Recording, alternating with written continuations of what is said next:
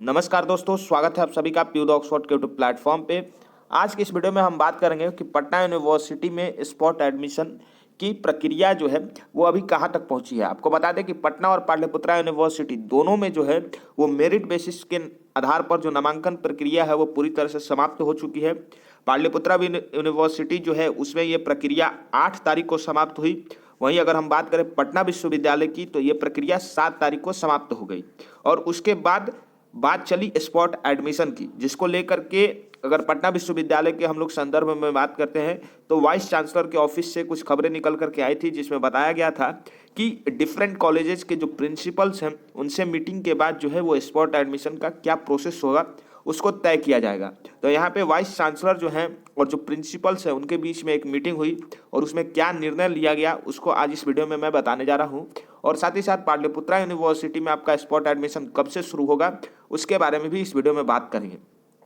अगर आपका कोई भी पर्सनल क्वेरी या क्वेश्चन है तो आप इन दोनों में से किसी भी व्हाट्सएप नंबर पर मैसेज कर सकते हैं। और अगर आप चैनल पर नए हैं तो चैनल को सब्सक्राइब कर लीजिए। अच्छा, सब्सक्राइब इसलिए कर लीजिए ताकि अभी एडमिशन की प्रक्रिया लगातार चल रही है और इस दौरान कई अपडेट्स आते हैं बहुत जल्दी जल्दी।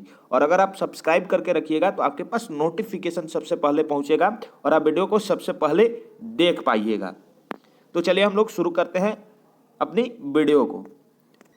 सबसे पहले हम शुरुआत करते हैं पाटलिपुत्रा विश्वविद्यालय से ही। तो देखिए, पाटलिपुत्रा विश्वविद्यालय की अगर बात करें तो जो थर्ड मेरिट लिस्ट निकल करके सामने आया था उसमें टोटल 59,189 जो स्टूडेंट्स हैं उन्होंने अपना एडमिशन करवाया है।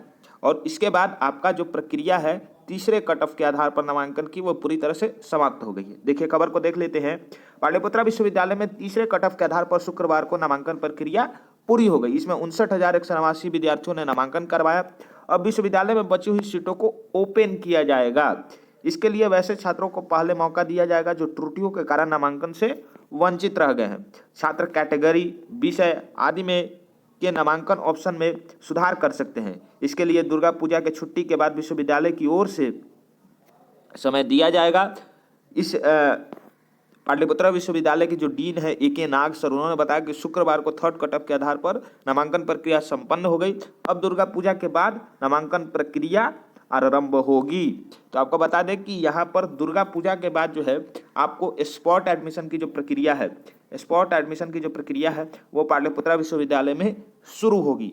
दुर्गा पूजा के बाद यानी आप मान के चलिए कि 18 तारीख के बाद ही जो है वो अब कोई प्रक्रिया पाटलिपुत्रा विश्वविद्यालय में शुरू हो सकती है। अब देख लेते हैं हम लोग पटना विश्वविद्यालय की अगर बात करें तो पटना विश्वविद्यालय में बची सीटों पर नामांकन जो है ये भी दुर्गा पूजा के बाद ही होगी। पटना विश्वविद्यालय के विभिन्न कॉलेजों में बची सीटों पर नामांकन दुर्गा पूजा के छुट्टी के बाद होगा।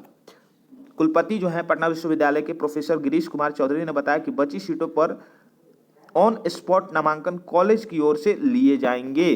तो यहाँ पर मीटिंग हुई और उसमें डिसाइड हुआ कि जो स्पॉट एडमिशन है आपका वो कॉलेज लेगा, ना कि यूनिवर्सिटी। अभी तक आपका जो एडमिशन ले रहा था वो यूनिवर्सिटी ले रही थी अलग अलग काउंसलिंग सेंटर्स पे, लेकिन अब जो एडमिशन का पूरा प्रक्रिया है वो कॉलेज के द्वारा कंडक्ट किया जाएगा और इसके लिए कॉलेजों को निर्देशित कर दिया गया है। तो यहाँ पर साफ साफ जो है वो दुर्गा पूजा के बाद दोनों ही विश्वविद्यालयों में जो है वो स्पॉट एडमिशन की प्रक्रिया शुरू होने जा रही है। उससे पहले जो भी रिक्वायर्ड डॉक्यूमेंट्स हैं जिसका वीडियो ऑलरेडी चैनल पे अपलोडेड है उसको आप लोग देख करके अपना डॉक्यूमेंट्स तैयार कर लीजिए और जैसे ही यहाँ पे डेट अनाउंस होता है आप लोग तुरंत आ करके अपना एडमिशन करवा सकते हैं। तो ये थी वीडियो। और भी कोई पर्सनल क्वेरी हो तो आपको व्हाट्सएप नंबर पे मैसेज करना है और चैनल को सब्सक्राइब करके जाना है और वीडियो पसंद आई हो तो इसको एक लाइक करके जाना है ताकि हमारा भी मोटिवेशन बना रहे।